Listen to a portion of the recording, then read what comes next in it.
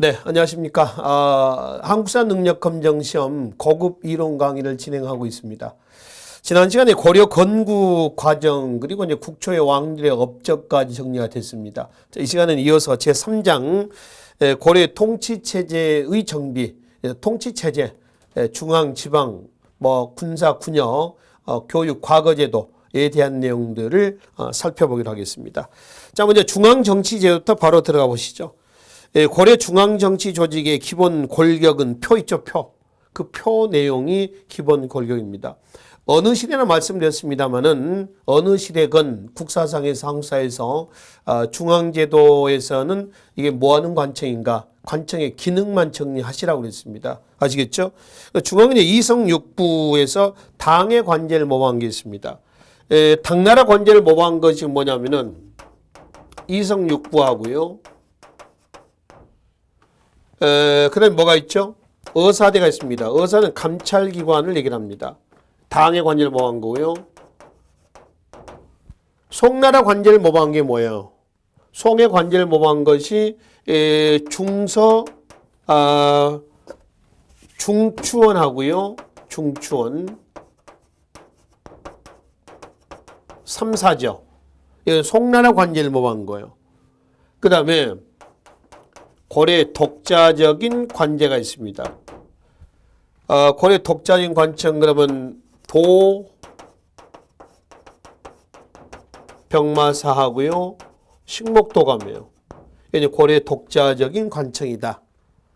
얘 놓고 이제 우리가 그 표를 좀 보겠습니다.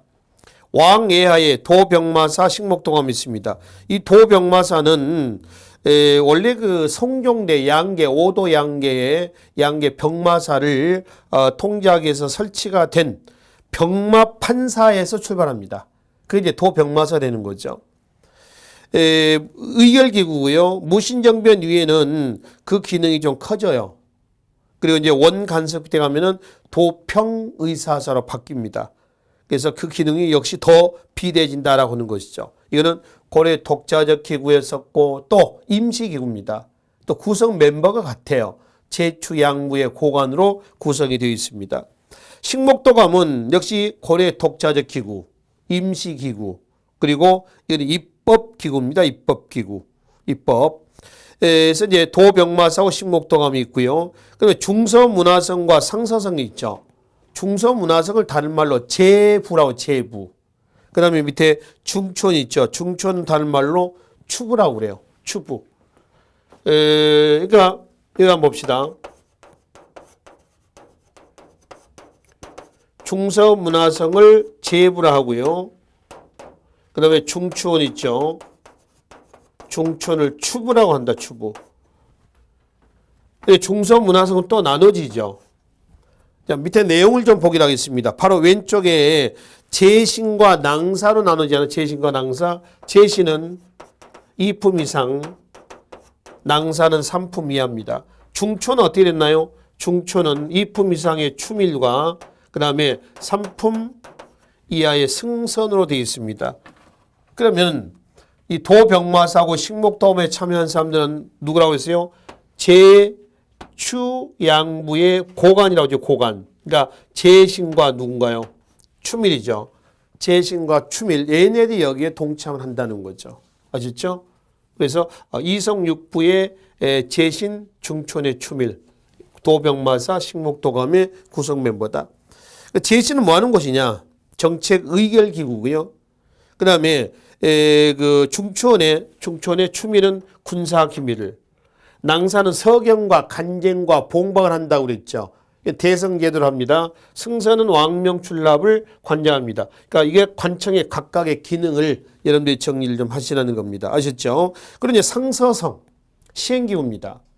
상서성 밑에는 육부가 있어요. 육부. 2호의 병영공에서 육부로 구성이 된 게 있습니다. 자, 그리고 이제 중국은 육부의 서열이 2호의 병영공 그래요. 근데 우리나라는 이병호 형해공. 그러니까 병부, 제2수기가 국방부입니다. 병부의 기능이 더 중시됐다. 라고 보시면 되겠습니다. 자, 그러면 이제 송나라 관제를 모방했다라고 하는 중촌과 다음 장에 보겠습니다. 중촌과 추밀이 있습니다. 중촌과 삼사가 있습니다. 이 중촌은 추밀과 아까 말씀드린 승선이다. 2품 이상 군사기밀, 3품 이하 왕명출납을 관장하는 거죠. 그리고 삼사, 기구가 세계에서 3사가 아닙니다. 단일 기구예요. 재정기관입니다. 화폐 곡식 출납을 담당했던 어떤 그 재정기관이지 조선의 3사하고 좀 다릅니다. 조선의 3사는 뭘 얘기를 하냐면은 사헌부, 사관원, 홍문관을 3사라고 그래요. 아시죠? 고려 3사하고 비교 좀 하시고요.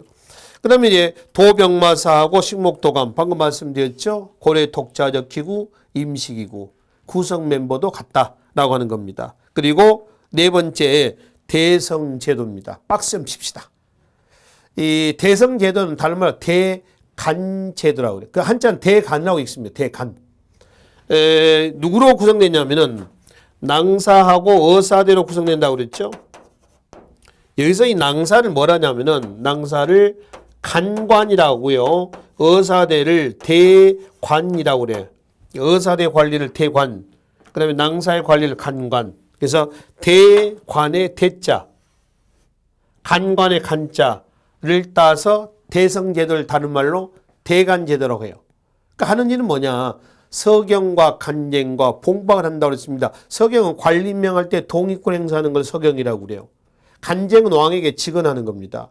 그 다음에 봉박은 왕이 부당한 명령을 내릴 때 거부권 행사하는 걸 뭐라고 그래요? 봉박이라고 그래요. 거부권 행사하는 걸 봉박이라 한다. 그러니까 이거는 곧 신권이 왕권을 견제하는 겁니다. 이런 정치, 이 신권이 왕권을 견제하는 이런 정치를 우리는 무슨 정치하냐면 최숙로가 얘기하고 있는 유교 이념이 구현된 정치다. 이렇게 한다는 거죠. 그러면은 이제 앞으로 다시 올라가서 넘어가서 오겠습니다. 최숙로의 5조 치적평하고 시무시팔조가 있었죠. 그 중에 5조 치적평은 5대조의 정치인 업적을 평가하는 글이었어요. 근데 그 5대조의 왕 중에서 가장 신랄하게 비판했던 왕은 누구냐 하면 누구? 광종입니다. 왜 광종을 가장 신랄하게 최숙로는 비판했겠느냐 이거죠. 유교 이념이라고 하는 건 어떤 정치를 유교 이념이라고 그랬어요? 신권이 왕권을 견제하는 거거든요. 그럼 광종의 개혁 정책은 어떻게 나왔습니까? 일방적인 왕권 강화죠. 일방 통일입니다. 일방적인 왕권 강화 정책으로 나온다는 거예요. 그죠? 그래서 광종을 신랄하게 비판했습니다. 최숙로는 그런 정치를 비판한 거죠. 유교 정치념은 신권과 왕권 조화가 된 정치 아닙니까? 그죠? 그래서 광종은 비판의 대상이 됐던 겁니다. 자, 그 중에 서경. 관리를 임명할 때 동의권 행사하는 걸 서경이라고 했어요. 오늘날에 뭐하고 비슷하냐면은 인사청문회 하는 거하고 그것이 비슷합니다. 오늘날의 인사청문회하고 비슷하다. 아시겠죠?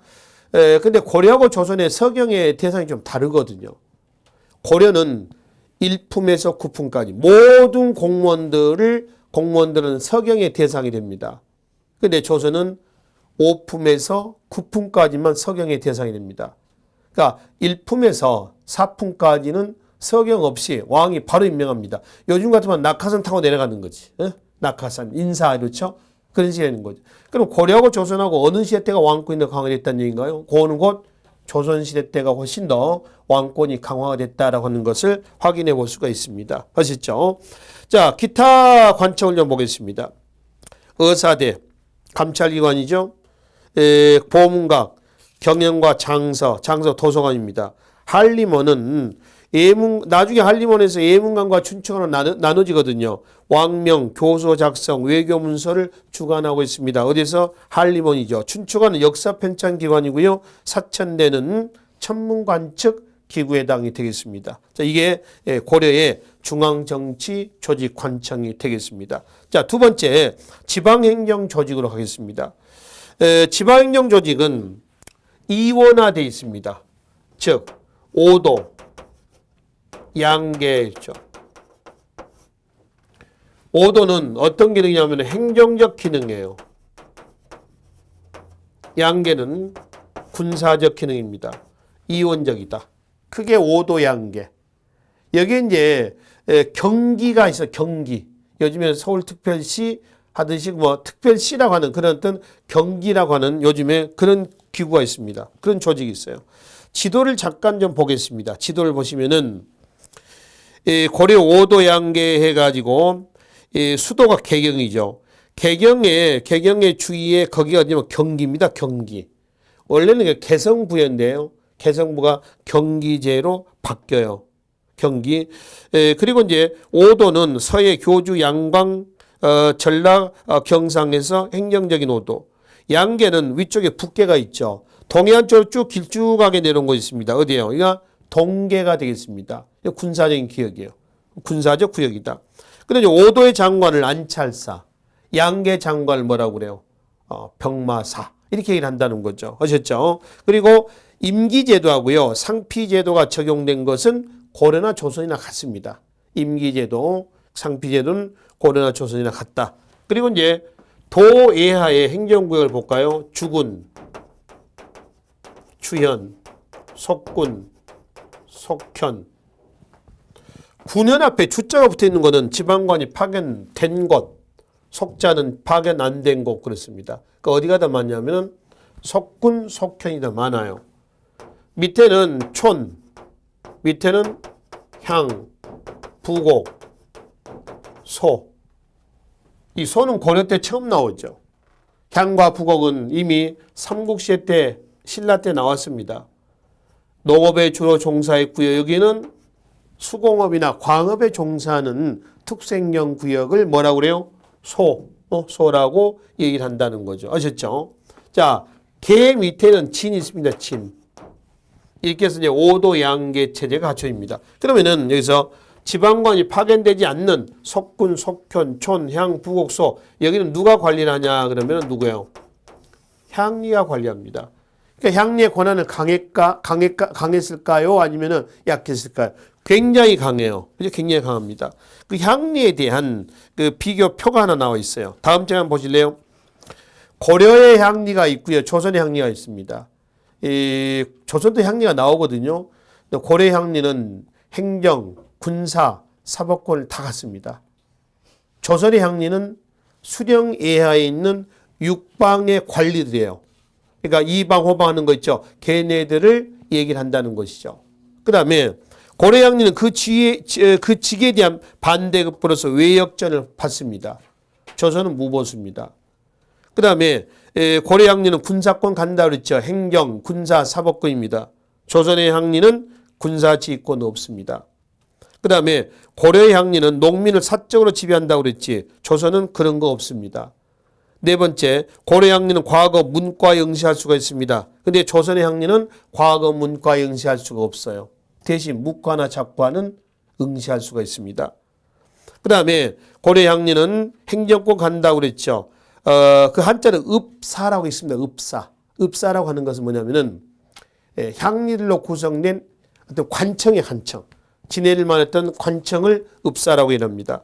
근데 조선의 향리는 그런 거 없이 그냥 수령에 예속이 되어 있습니다. 수령에. 여기 이제 고려와 조선의 향리에 대한 얘기입니다. 그러니까 조선의 향리는 고려의 향리는 조선의 누구급 정도 되냐면 수령급 정도 된다라고 보시면 돼요. 수령급 정도 된다라는 거죠. 그 다음에 이제 다시 앞장으로 넘어오겠습니다. 삼경이라고 해서 삼경. 이 삼경은 어딜 삼경이라고 하냐면은 지도에서 한번 봅시다. 풍수지설과 관련된 곳인데요. 태조 때는 서경, 개경, 그다음에 성종 때 동경에서 삼경이 되는 겁니다. 서경, 개경, 동경. 동경은 경주예요, 경주. 서경은 평양이고요. 근데 이제 풍수지설에 의해서 문종대 때 남경길지설이 나옵니다. 그 남경길지설이 만들어져 가지고 문종 이후에 가면은 삼경이 수도 개경은 예의를 하고요. 서경과 개경과 다시 서경과 동경과 남경 이게 고려의 삼경이 되는 거죠. 문종을 기점으로 해가지고 이전에는 개경, 서경, 동경. 문종 이후의 삼경은 어디라고요? 바로 동경과 서경과 남경. 남경은 서울입니다. 서울. 지금 서울이에요. 이렇게 해서 풍수지설과 관련된 제2의 수도 삼경이 정비가 되어 있습니다. 자, 다음 자로 가시면은 특색연구역 향과 부곡 소가 있습니다. 향, 부곡은 농업에, 소는 수공업에 종사했었던 특색연 구역이고요. 이 향, 부곡 소민들은 신분제도에서 보면은 일반 농공상 계층하고 같은 레벨이에요. 근데 걔네들은 더 차별대를 받습니다. 세금 부담이라든가 요역 동원이라든가 이런 데서 더 많은 어떤 그 부과를 한다. 더 많은 차별을 받는다라고 하는 것이죠. 이 특색연구역이 없어지게 된 계기가 된 사건이 하나 있죠. 공주 명학소의 봉기라고 했습니다. 공주 명학소의 봉기 또는 망이 망소 형제 봉기죠. 명학소가 충순현으로 성격이 돼요. 현이라고 하는 것은 지방관이 파견되는 최하의 단위거든요. 그러니까 소가 현이 되는 겁니다. 이게 특색연구역 소멸 계기가 됐다. 그리고 완전히 없어진 것은 언제냐 그러면은 조선 초기에 가면은 완전히 없어집니다. 기타 진, 역, 관, 장, 처가 있습니다. 진은 나루터입니다. 나루터. 역은 그러니까 수로교통에 종사하는 특색연 구역이고요. 역은 육로교통에 종사하는 특색연 구역이에요. 그리고 관은 숙박, 관리가 이제 중앙에서 지방으로 출장을 갈 때 머문 숙박하는 데가 있죠. 여관 정도 되겠습니다. 장이라든가 처는 왕실 소속의 땅, 토지를 장 또는 처라고 그래요. 그래서 장에서 농사짓는 농민을 장호, 그 다음에 처에서 농사짓는 농민을 처간이라 처간. 이렇게 해서 향, 부곡, 소 이외의 기타 특색연 구역이 구성이 되어 있습니다. 이게 고려의 지방행정 조직 근간이 되겠습니다. 근데 이제 처음부터 5도 양계가 정비된 건 아니죠. 거슬러 올라오면 국초에는 지방관 파견이 없어요. 국초에는. 그럼 언제 때 지방관이 최초로 파견됐냐면은 성종대 12목에 최초로 목사가 파견됩니다. 12군데입니다. 다는 아니에요. 이것도 최승로 시문시 8조에서 파견이 되는 거죠. 그러다가 현종대 와서 비로소 5도 양계 체제가 정비가 됐다. 이렇게 보시면 됩니다. 아시죠? 현종대 와서. 그래서 5도 양계, 그런 이제 경기, 5도 양계, 삼경, 그 특색연구역. 크게 이렇게 구성이 된 것이 고려의 지방 조직이었습니다. 그 다음에 군역제도하고 군사제도를 좀 보기로 하겠습니다. 고려의 군역제도는 밑줄 좀 그어놓읍시다. 양인개병제, 그 다음에 뭐라고 했어요? 군반제였습니다. 양인개병제, 부병제를 하는데요. 이거 잠깐 보세요.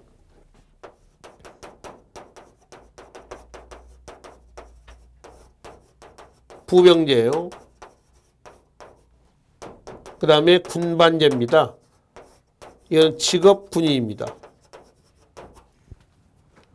이 양인개병제라고 하는 것은 뭐냐면은 의무병제예요. 그러니까 조선도 마찬가지입니다만 양인의 정남은 모두 다 병역의 의무를 진다는 겁니다. 부수적으로 병역의 의무를 진다는 뜻이거든요. 뭐는 기본을 하고 농사는 기본으로 하고 부차적으로 병역의 의무를 수행한다. 이거를 부병제. 이거는 의무병제입니다. 그러니까 의무병. 그 다음에 군반은 직업군인제입니다. 원래랑 비슷하죠. 이병부터 병장까지는 의무병이죠. 그런데 이제 하사관 이상 직업군인들 있잖아요. 뭐 위관급, 또 영광급, 뭐 장성급에서 걔는 전부 다 직업군인에 해당이 되는 겁니다. 그러면 이제 이 군역제도에 근거해 가지고 운영됐던 군사제도, 중앙군과 지방군을 좀 나눠서 보기로 하겠습니다. 중앙군은 먼저 정치적 성격이 강한 직업군이고요. 지방군은 군사적 성격이 강한 의무병이에요. 그러니까 중앙군은 정치적인, 지방군은 군사적인, 그리고 중앙군 직업군인이라고 있습니다. 그 직업에 대한 반대급으로서 군인전이라는 토지를 받습니다. 군인전. 중앙군은 뭐냐 그러면은 2군 6이라고 했어요. 2군 그러면은 응양군과 용호군. 령이라고 하는 건 뭐냐면은 령은 숫자 단위거든요. 1령은 1000명입니다. 그러니까 2군이 3000명이라는 거 지금. 6, 2가 얼마? 42령입니다. 42,000명. 그러니까 총 중앙군은 45,000명이다 라고 하는 걸 확인해 볼 수가 있죠. 45령 그랬죠. 45령. 거기에 최고지관을 상장군, 부지관을 대장군이라고 그랬고요. 그리고 이제 직업적이며 세습이 가능합니다. 그러니까 요 토지도 세습이 가능하다는 거죠. 그래서 군인전은 영업전이다. 세습이 가능한 토지를 영업전 이렇게 일합니다. 중앙군 뭐라고요? 2군, 6위. 2군이 헌정대, 그 다음에 6위가 성종대 먼저 만들어진 거죠. 지방군은 지방제도가 5도 양계로 되어 있습니다. 그러니까 5도 군대 따로 보고요. 양계 군대를 따로 봐야 돼요. 5도 군대를 뭐라고 그래요? 주현군. 양계는 추진군. 근데 이 주현군은 하나의 독자적 부대가 아니네 보니까. 보승군, 정용군, 그 다음에 일풍군. 그 일풍군의 향리가 지휘했다는 일풍군을 얘기합니다. 그 다음에 양계 부대를 뭐라고 해요? 주진군. 주진군 하나의 독자적 부대가 아니죠. 초군, 좌군, 우군이라고 합니다. 묶어서 추진군. 그렇죠? 그래서 5도 양계의 군인들은 따로따로 구성이 돼 있고요. 5도 따로 양계 따로. 이거는 군사적인 성격의 의무병으로 구성됐다. 그리고 중앙군 2군 6위가 그 군인전을 받았다라고 한다면은 지방군을 뭘 받느냐? 지방군은 무보수입니다. 대가가 없다. 무보수다. 아셨죠? 그 다음에 대외 관계 속에서 조직됐던 특수군이 있습니다. 특수군 광군이 있죠. 거란대비 특수부대고요. 별무반은 신기군, 신보군, 항마군에서 숙종대 윤관이 여진 토벌이한 특수부대고, 그다음에 삼별초가 있습니다. 삼별초는 최후가 강화천도 이후에 조직했었던 항몽 집단입니다. 좌별초, 우별초, 신의군에서 삼별초 이렇게 하는 거죠. 그리고 이제 연호군이라고 있습니다. 연호. 이 연호군은 이 양천 혼성군이에요. 고려 말에 홍건적과 왜구의 침략이 굉장히 많이 나오죠. 그때 왜구의 침략 당시 그 왜구의 침략을 대비하기 위해서 조직됐던 것이 연호군인데 조선 후기에 소고군하고 비슷합니다. 즉 양천 혼성군이었던 소고군하고 비슷하다. 그 다음에 무신 합자기구로서 중방이 있습니다. 중방. 이 중방이라고 하는 건 뭐냐 하면은 2군 6위의 정지관을 뭐라고 그랬어요? 상장군. 부지관을 뭐라고 했나요? 대장군이죠. 그 상장군하고요. 대장군으로 구성된 무신 합의기구를 뭐라 한다? 바로 중방이라 한다. 중방 밑에는 뭐 장군방, 밑에는 낭장방, 뭐 이러한 이제 기구들이 있습니다만은 뭐 거기까지는 보실 필요 없을 것 같습니다. 그리고 이 중방은 나중에 무신정변 이전에는 별 기능은 없었어요. 근데 무신정변 이후에는 그 기능이 굉장히 강화가 되고 있다라고 하는 것이죠. 자, 그리고 이제 교육제도를 좀 가겠습니다. 이 교육제도는 이제 과거제도하고 밀접한 관련을 가지고 운영이 됩니다. 시기를 좀 나눠볼까요? 초기의 교육과 중기의 교육이 있습니다. 초기는 관학 중시입니다. 관학. 관학은 뭐예요? 공교육이죠. 사학은 사교육입니다. 고려시대 때 전 기간을 놓고 뭐가 더 발달했냐 하면은 사학입니다. 사학. 사학이 굉장히 발달했다. 사교육이. 왜 그러냐 그러면은 입시 위주의 교육이었다. 즉 요즘도 그렇죠. 과거 위주의 교육이다 보니까 학교 교육보다는 사교육이 더 판을 쳤다. 이런 얘기죠. 아셨죠? 그러면 초기부터 사학이 발달한 건 아니고요. 초기에는 관학입니다. 관학. 학교 교육이요. 공교육이란 말이죠. 좀 봅시다. 태조 때 서경과 개경이 학교를 설립하고 또 신라 개통의 유학자 육두품들이죠. 등용하죠. 또 교육재단 학보를 설치합니다. 그리고 이제 성종대 때에 교육 입국조서를 반포하고요. 국립대학, 국자감과 지방의 중등교육기관 뭘 두고 있어요? 바로 향교를 두고 있습니다. 향학이죠, 향학. 그래서 관학 중심으로 해서 정비를 해 나가고 있었는데 거기에 국자감의 구성 좀 잠깐 좀 보기로 하겠습니다. 국자감은 유학과 기술학으로 나눠져 있습니다. 거기를 한번 보시면은 고려의 국자감하고요. 조선의 국립대학을 뭐라고 그러죠? 성균관이라고 그래요. 한번 비교해 봅시다. 신분별 차등 교육을 국자감에서는 한다. 근데 성균관에서는 하지 않는다 이렇죠. 신분별 차등 교육입니다.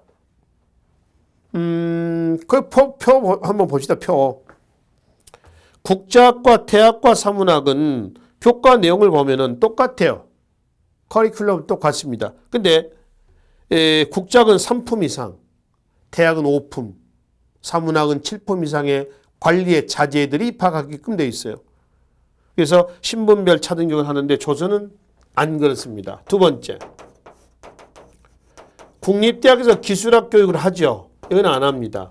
그러니까 모든 기술학은 아니고요. 율, 법률, 서, 글씨, 서예, 산, 수학입니다. 이 세 개만 국자학원에서 하고요. 나머지는 하지 않는다. 아시죠? 세 개만 하고 나머지는 하지 않는다. 자, 그 다음에 마지막에 이제 뭐가 있냐면 특징이 평민들입니다. 평민들. 국립대학에 평민들 입학할 수 있는데 여기는 없다는 겁니다. 어디에 입학하나요? 기술학에 입학합니다. 조선은 아예 평민들. 국립대학 입학 불허입니다. 불허. 아셨죠? 올라갈 수 없다. 이런 얘기지. 이게 이제 차이점입니다. 자, 그럼 이제 기타 기술학 교육기관 좀 잠깐 봅시다. 사천대, 태의감, 통문관, 태사국에서 이런 것들은 여기서 따로따로 이제 하고 있었다라고 이제 보시면 되겠습니다. 아셨죠? 자, 그리고 이제 밑에 지방교육은 향교가 있습니다. 향교.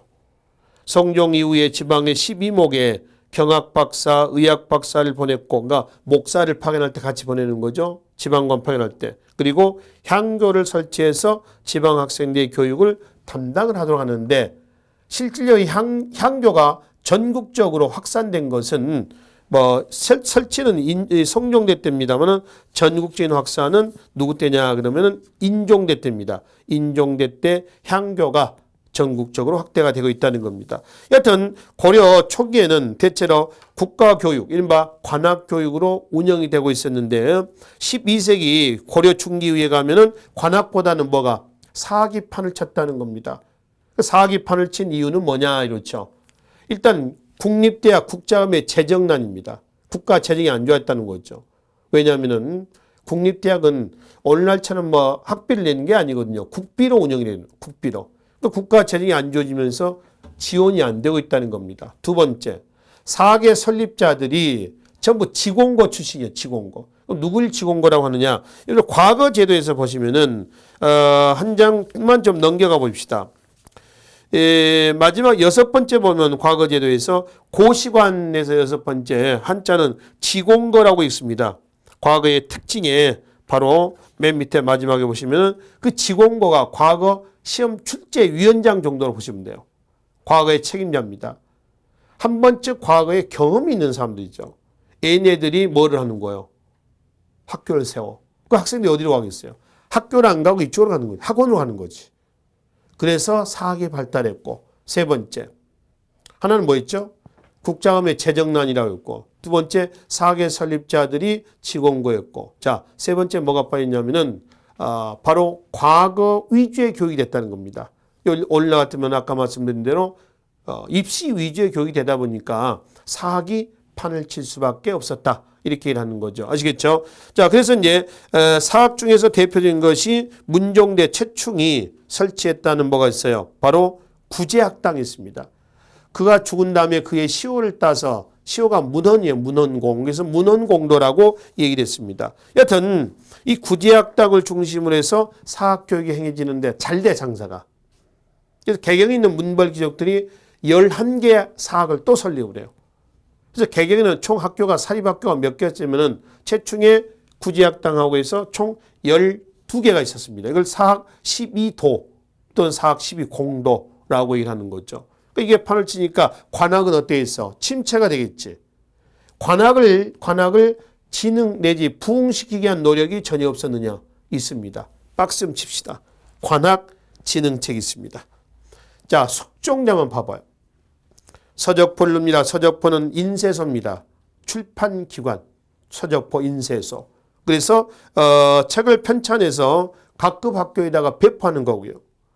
예종대 때 국학 7제가 있습니다. 이 국학 7제 할 때 7제는 최충의 구제학당을 모방한 거죠.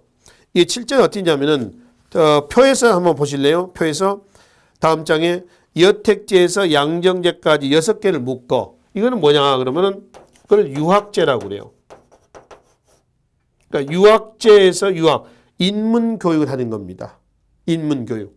그 다음에 마지막 강해제가 있죠. 강해제는 다른 말로 뭐라 했죠? 무학제란 무학제. 그러니까 무교육을 여기서 시키고 있었어요. 무학제를 통해 가지고 무신들이 대거 중앙으로 또 진출합니다. 그러니까 문벌 귀족들은 그래서 이걸 없애버렸어. 인종대 때 없애버리고요. 다시 인종대 때 경사육학으로 재정비합니다. 경사육학은 국자감 체제로 다시 되돌아왔다는 거예요. 그러니까 뭐냐면은 경사육학 하면은 국자학, 대학, 사문학, 유락, 서학, 산학 있죠. 이걸 경사육학이라고 그런다고요. 그 표에 나와 있던 대로. 그래서 인종대 때 보면은 국학 7제를 경사육학으로 정비하고 밑에 학식을 마련하면서 무학제는 1138년에 폐지가 됩니다. 약 한 20년 정도 가다가 없어져요. 그러니까 무술 교육기관이 없어지는 겁니다.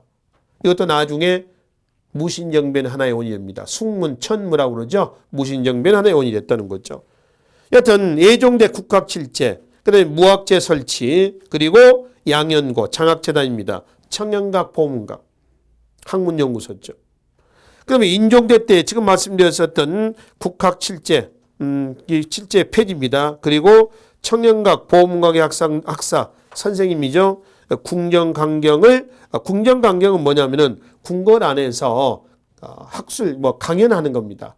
어떤 강독을 하게 하는 거죠. 학술 연구하고 또는 유교 경전을 갖다가 가리키게 한다거나 이런 것들이죠. 향교의 지방 확대가 있습니다. 향교. 향교는 원래 누구 때 만들어졌죠? 바로 앞장에 그 성종대 때 지방의 중등 교육기관이었었어요. 그런데 인종대 때 전국적으로 확산이 됩니다. 충렬왕대 때 안양의 건의로 양연고의 부실을 보충하기 위해서 서막전 설치가 있습니다. 장학재단입니다. 그리고 국립대학의 이름을 바꾸죠. 성균관으로. 그리고 대성전 경사 교수도감을 설치해서 유학교육을 장려한다거나 공자사당 문묘를 건립한다거나 이거는 충렬왕대 때 관학진흥책이에요. 그 다음에 공민왕대 때 성균관을 순수 유교 교육기관으로 개편합니다. 순수 유교 교육기관이라고 하는 건 뭐냐? 이거는 바로 기술학 교육을 안 했다는 겁니다. 그럼 뭐만 했다는 거예요? 유학 교육만 했다는 겁니다. 이제 율, 서, 산학을 하지 않았다는 거죠. 자, 여기까지입니다. 정리합니다. 숙종, 예종, 인종, 충렬왕, 공민왕대 때의 이 정책들은 전부 제목 뭐라고 그랬어요? 관학진흥책이에요. 그렇게 기억을 해 주십시오.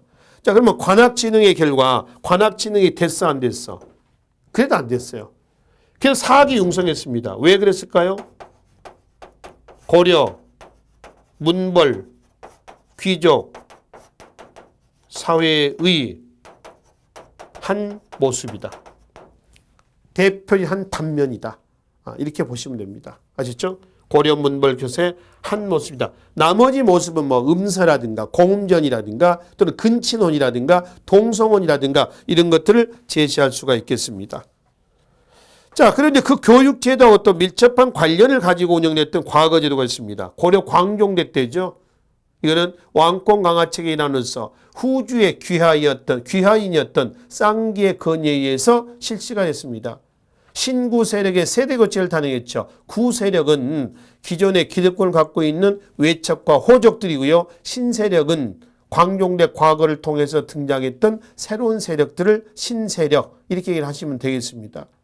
과거만 인재 선발 방법이 있느냐? 그렇지는 않습니다. 거기 보시면은 과거에 고려사 선거지에 의하면 선거지는 선거는 관리를 선발한다라는 뜻입니다. 고려사는 기전체죠. 본기, 세가, 지, 표, 열전 이렇게 5개 챕터로 나눠진 것을 기전체라고 그래요. 그중에 지는 각종 제도사에 관련된 내용이 들어가 있습니다. 근데 과거 위에 문은 음서라고 해도 관계없어. 음서. 5품 이상의 관리의 자제들은 과거 없이 바로 음서를 통해서 관직으로 올라갈 수가 있습니다. 그리고 유일에 첨가해서 유일. 유일은 누구를 유일이라고 하냐면은 이건 봅시다. 나라는 사람이 있어요. 아버지가 있습니다.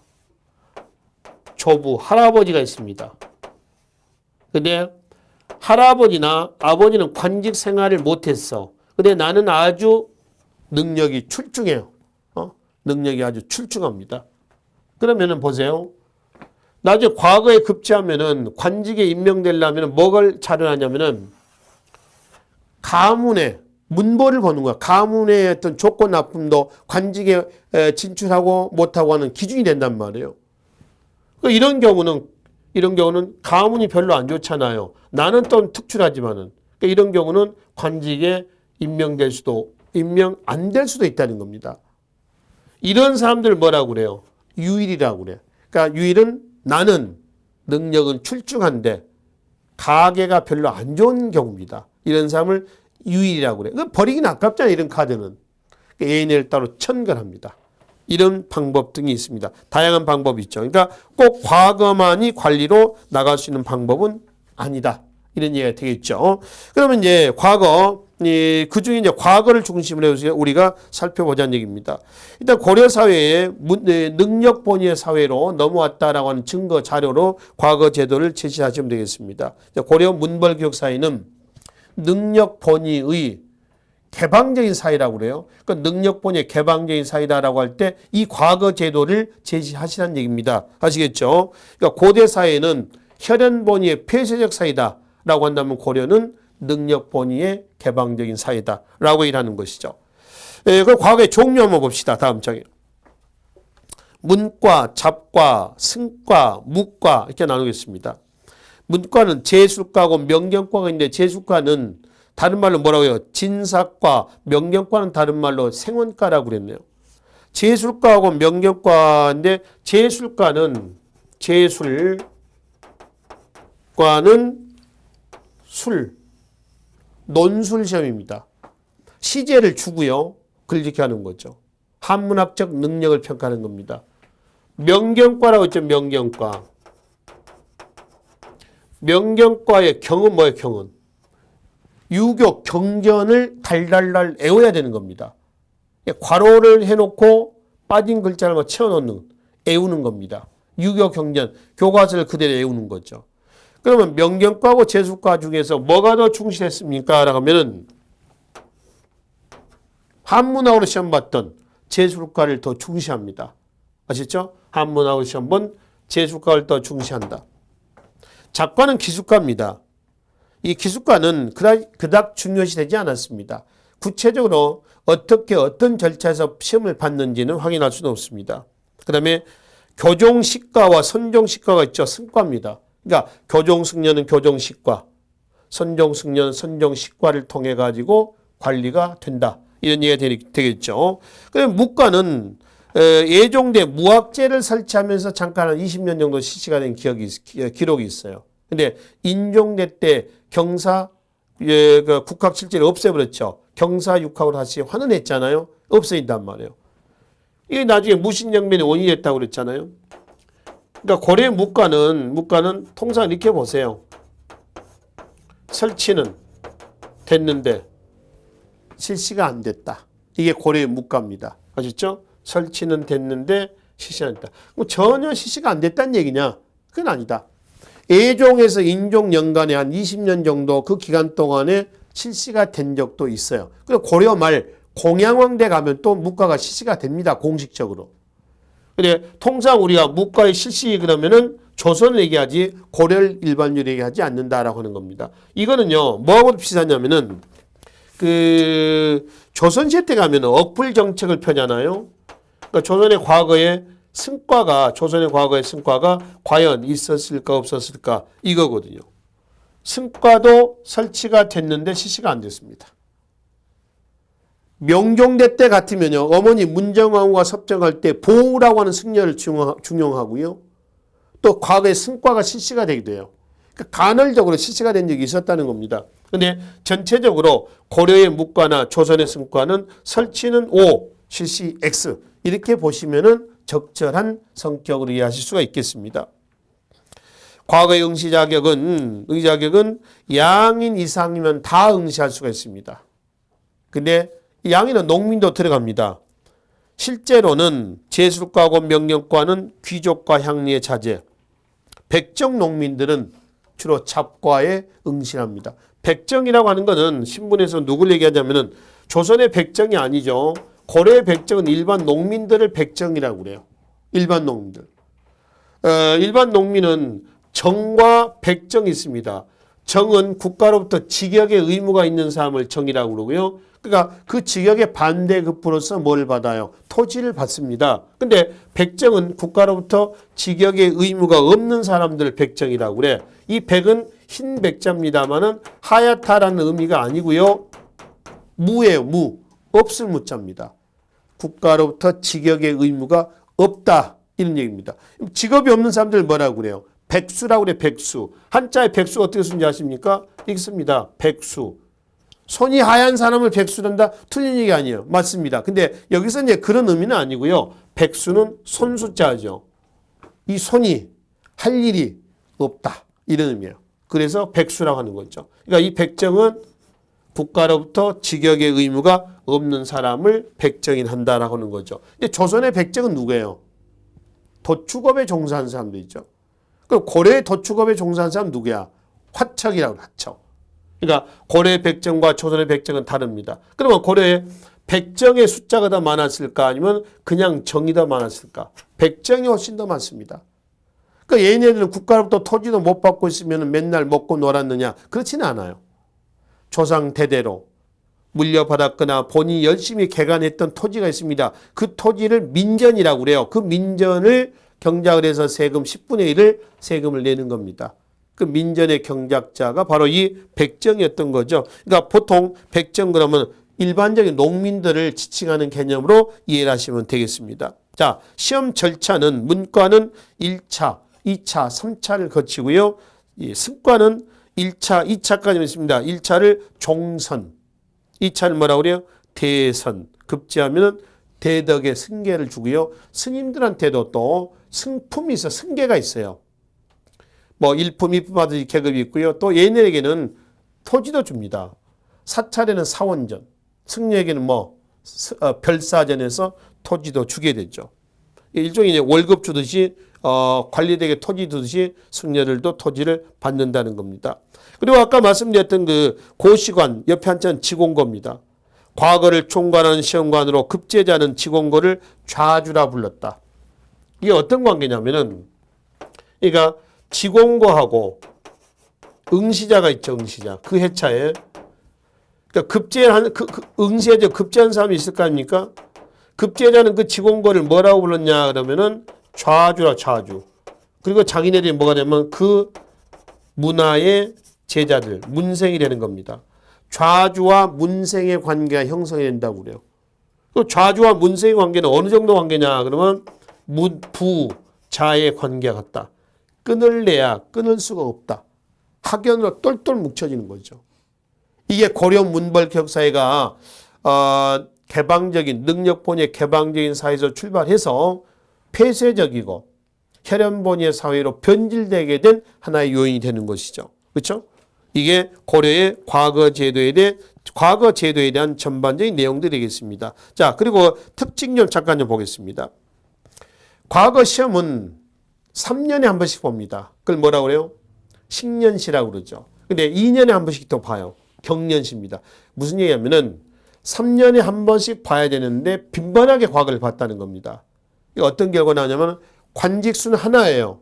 급제자는 10명이 된다는 겁니다. 그러니까 결국 이 10명 중에서 관직에 나간 사람은 1명이에요. 그 9명은 뭐예요? 끼리끼리 노는 거죠. 그러니까 과거에 급제했다고 해서 다 100% 보직 발령을 받는 건 아니다. 그러니까 과거에 급제했다는 얘기는 관리가 될 자격을 얻었다는 것이지. 그것이 다 관직으로 나가는 건 아니다. 과거 급제자가 관리로 나가려면 일단 성적 고려가 되어야겠죠. 문벌이 좋아야 돼. 가문이 좋아야 돼. 그렇지? 또 서경해야죠. 서경. 1품에서 9품까지 다 서경의 대상이 된다고 그랬잖아요. 또 상피.